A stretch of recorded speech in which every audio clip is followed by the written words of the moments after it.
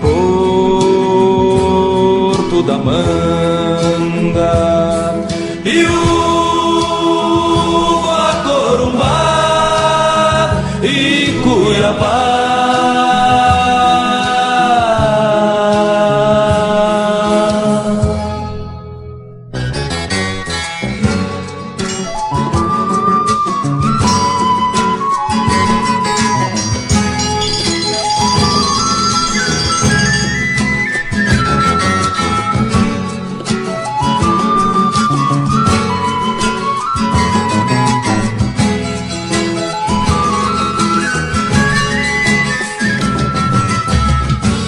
A prancha encosta no barranco,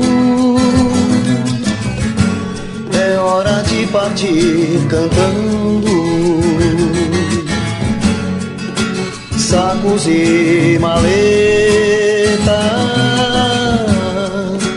gente de muletas, Redes estendidas no porão, o cheiro da comida corre no andar de cima, chegando gostoso no olhar molhado da criança.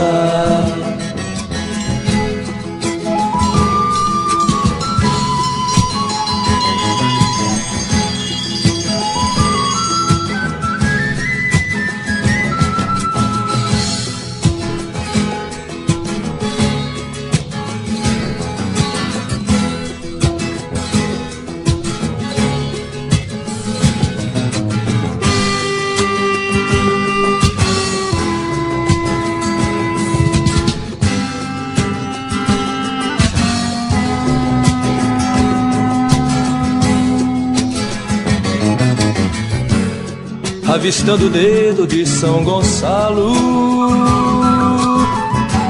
3 dias antes de chegar,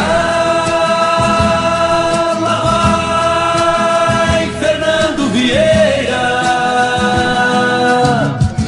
subindo o rio Paraguai. Lá vai Fernando Vieira, subindo o rio Paraguai. Nesta rota de aventuras, eu e meu pai, minha mãe e meu irmão, via boiar melancias, canoas com rapaduras, na cheia do nosso chão. Nesta rota de aventuras, eu e meu pai, minha mãe e meu irmão, via boiar melancias, canoas com rapaduras,